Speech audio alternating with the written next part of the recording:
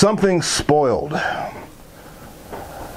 Welcome back, folks. I'm going to talk about The Shape of Water. This is the latest film from master filmmaker and visionary Guillermo Del Toro. And I would say the best way to sum up this film is that it's a fairy tale. It's a fairy tale from the mind of Guillermo Del Toro, but it's a fairy tale nonetheless. It features a woman who is mute. She has been unable to speak all of her life. And she lives in the 1960s. She works overnight cleaning a research facility. But she has all the normal desires and ambitions that anyone else has.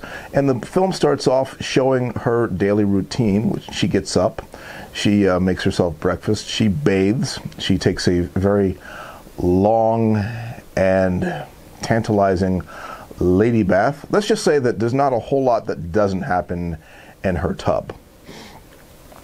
And then she checks in on her neighbor, played by Richard Jenkins, and then she goes to her job where she cleans overnight with her friend, played by Octavia Spencer. And then, of course, the events of the film pick up when a new subject is brought into the lab, and it is an amphibious man, played by Doug Jones. And of course, Elisa, played by Sally Hawkins, quickly establishes a relationship and a rapport with this amphibious man because she feels very much like him. In her own way, she feels like an outsider. And the amphibious man is very much an outsider because he's not even regarded as human or even being intelligent.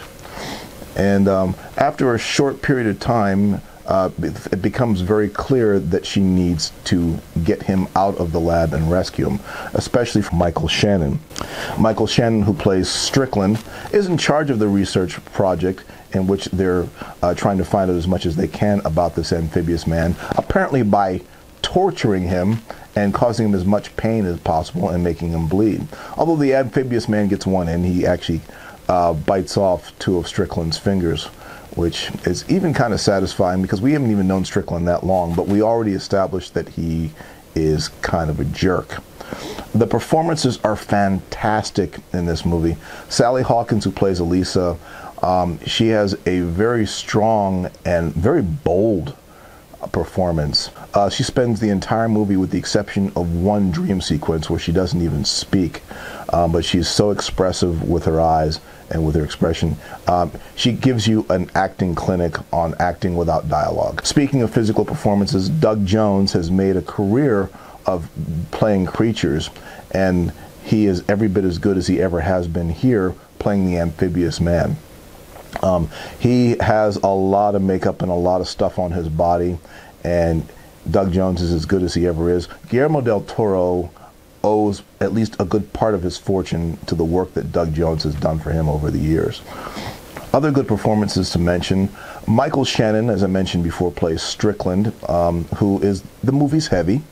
And Michael Shannon always does a good job of being bad. And when I mean bad, I mean evil. And this character, from the moment we meet him, we find nothing relatable. He is just somebody who's set up to dislike from the start. He's a bigot. You can see in the way that he treats the amphibious man that he has no compassion or empathy in him whatsoever. And yet at the same time, Michael Shannon finds a way to make that character complex. There's never a point at which you really root for him. You can sort of see his point of view, but you really don't care. He's nasty.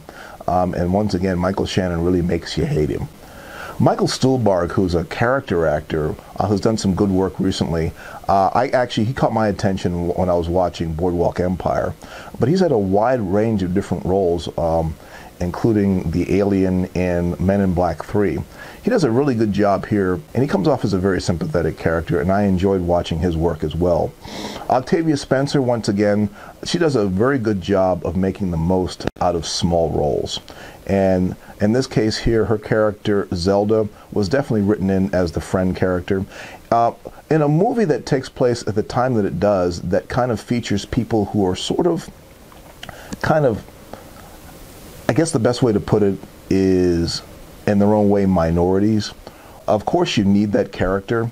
The character isn't very heavily written on the page, but once again, you get an Octavia Spencer to add as much weight as you can for that type of a character. The character really kind of on the page is just written to move the story along as Eliza's good friend that she works with, and somebody who, when the chips are down, she can count on to help her out when it comes time to bust the amphibious man out of the research facility. But once again, Octavia Spencer does what she does best, and she infuses life into what could be just a write-off role. Richard Jenkins, to me, he was probably my favorite part of the movie.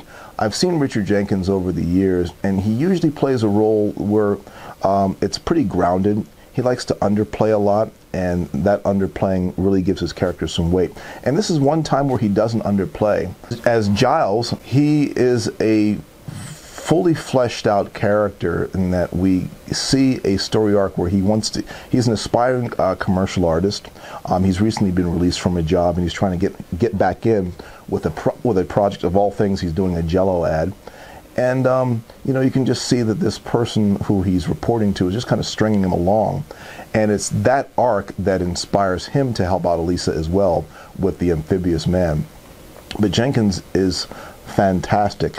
It's probably the best work that I can say in recent years that I've seen him do. And I really loved his performances. Once again, I loved all the performances. If you get an opportunity to see The Shape of Water, you want to see some good filmmaking, if you want to see some beautiful sets, because I've never seen a Guillermo Del Toro movie that has not looked good, you definitely want to see The Shape of Water. And it's definitely not for the squeamish, and it's not for the prudish.